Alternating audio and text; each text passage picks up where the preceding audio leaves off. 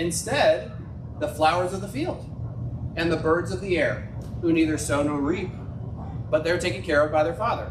We were just talking about this on our Tuesday night group, and Brandon had a great question, but are you not more important than a bird? What do you think, Adam? You more important than a bird? Depends on the day. Yeah, we know. Like, it just, am I killing it this today? Am I not? Who knows? Brandon's like, maybe I'm not. I don't know. What's the value of a bird? I love those questions. The overwhelming message of our culture is you should be anxious. You should be upset. If you are not anxious and upset and doing something, you don't care enough and there's something wrong with you. Has anyone heard that implicitly or explicitly in any sphere? Is it just me? Please raise your hand so I feel welcomed and known. Okay. That's a normal thing. And I've experienced this. When I have sat with people and I've been like, have you thought about not being anxious about that? It is very threatening. Because for some reason that communicates that you don't care, or you don't have enough compassion, or there's something wrong with you, right? That's an interesting thing. They would say you do need to feel bad, you do need to be afraid, you do need to hoard your stuff because you don't know what's coming. That is the message of our culture. It is agitating to people to question those beliefs. Not to the point of death, but certainly to the point of ostracizing. Like, you're going to be seen as weird. People are not going to be pumped to talk to you because you're not anxious at the same way that they are. It's going to make them uncomfortable. And it's not even just the practice of it. If you just start talking about it, people get uncomfortable. It's fun. We live in a fun time. Here's the thing, though. We share our life with the Trinity. The Godhead 3 in 1. Our union with them has to run deeper than that discomfort. It has to. Right?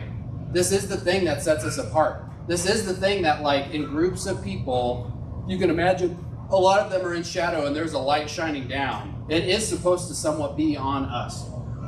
And I know that might feel gross and it doesn't sound very humble, but you are set apart. And you're largely set apart by the truth that you live by. Right? I don't think Jesus glowed everywhere he went, but sort of. You know, he is set apart. There is something different about him. Right? Who was I talking to that did the Jesus wedding thing where he's you know what I mean? Have you guys in The Chosen where Jesus goes like this and I think he points at Peter and he's in the middle of dance. Did you bring that up? It's a great shot for two reasons. One, because it's hip Jesus, that's fun. Two, because that is what I imagine at certain points. The screen clears and there's people there, but it's very much just Jesus pointing at him. It's a very good cinematic moment. And I imagine that's actually what that was a lot. Not the pointing part. But the set apartness, right? Of this is very clearly Jesus. Right? This is his way.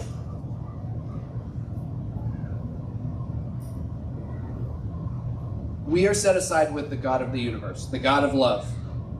And all those who walk the path of Jesus walk with you. Right? Union with God runs deeper than these things. Here's the last one.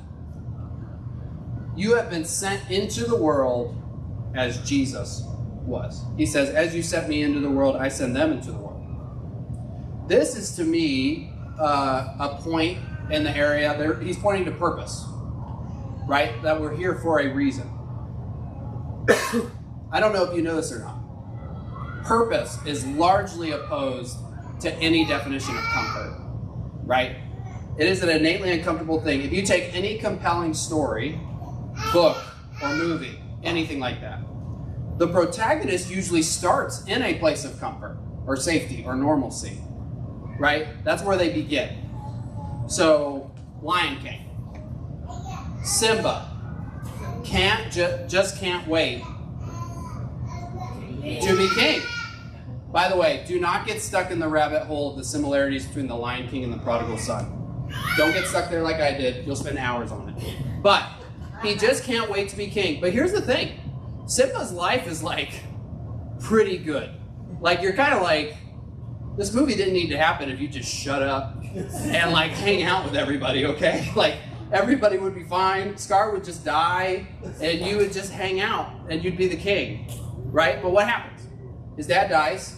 He goes with Timon and Pumbaa. He goes like on his hero's journey, and then he comes back and he does become the king, but through tons of pain and turmoil, right? Okay, or these are the three movies that popped into my head. You can take this for what it says about me or whatever. Rocky, okay? So Rocky is an uneducated person. He is an amateur fighter. He's very good, but he's also like, he packs trucks and stuff like that. And he has like some ambitions, but he mostly just likes to fight. Like he lives a pretty good life. He's got his dog. He's hanging out. And then, shoot, man, I lost it. What's the, Apollo Creed, man, that makes me sad. Apollo Creed on the news, the heavyweight champion of the world says, I will fight any amateur who comes and like challenges me. And what happens? Rocky is like, I think that's it. I think that's the call, right? Or Whiplash. Anybody seen Whiplash? Yes. It's in my top 5 favorite movies of all time. Super abusive. J.K. Rowling. Yeah, J.K. Rowling. Very abusive, super intense. Miles Teller is just, if we're being honest, he's like a pretty mediocre drummer, but he has intentions to become an incredible drummer. And if everything left as it was, he would have been just fine. But he sets up a situation where J.K. Simmons sees him drum and he invites him into his horrifically abusive jazz band, right? And that's the story as it goes, right? And that begins Whiplash. Purpose drives story. Here's the thing. Think about this. If these characters said no to any of these big moments, there would be no movie. It would not be interesting.